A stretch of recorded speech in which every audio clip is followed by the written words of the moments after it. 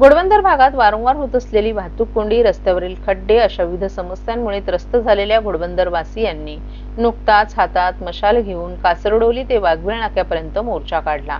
सेवा रस्त्यावर काम सुरू असल्यामुळे कासरडोली येथून मुख्य रस्त्याने हा मोर्चा वाघवेळपर्यंत आल्यामुळे कासरडोली ते वाघवेळपर्यंत आणि त्यापुढे गायमुखपर्यंत वाहतुकीची कोंडी झाली होती। मुंबई महानगरातील वाहतुकीसाठी घोडबंदर रस्ता अत्यंत महत्त्वाचा मानला जातो। मात्र या रस्त्यावर सातत्याने वाहतूक कोंडी होत असते। या मार्गावरून अवजड वाहतूक मोठ्या प्रमाणावर सुरू असते। त्यातच मेट्रो, मुख्य आणि सेवा रस्ते जोडणी कामांमुळे अनेक ठिकाणी रस्ते अरुंद झाल्याने कोंडीत भर पडते। स्थानिक नागरिक या कोंडीमुळे हैराण झाले असून या कोंडीवर उपाय काढण्याची मागणी सातत्याने होत आहे। घोडबंदर मार्गावरील वाहतूक कोंडी सोडवण्यासाठी आणि अपघातांचे प्रमाण रोखण्यासाठी विविध घोषणा करण्यात येत असल्या तरी या समस्या अजूनही सुटल्या नाहीत। या पार्श्वभूमीवर ठाण्यातील अजय जया फाउंडेशनच्या वतीने हा मशाल मोर्चा काढण्यात आला होता। या मोर्चात घोडबंदर भागातील 200 ते 250 नागरिकही सहभागी झाले होते। कासरडोली नाक्यावरून या मोर्चाला सुरुवात झाली। या मोर्चामध्ये तरुणांपासून ते अगदी ज्येष्ठ नागरिकही सहभागी झाले होते।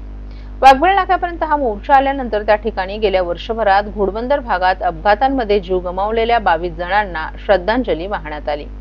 त्यानंतर नागरिकांनी त्यांच्या समस्येचा पाडा वाचण्यास सुरुवात केली। परंतु या मोर्चामुळे कासरडोली ते वाघवेळ भागातील वाहतूक कोंडीत नेहमीच्या तुलनेत अधिक भर पडल्याचंही दिसून आलं। शहरातील वाहतूक कोंडी सोडवण्यासाठी ठाणे वाहतूक पोलीस उपायुक्त पंकज शिरसाट यांनी नागरिकांना सार्वजनिक वाहतुकीचा वापर करावा असं आवाहन केले।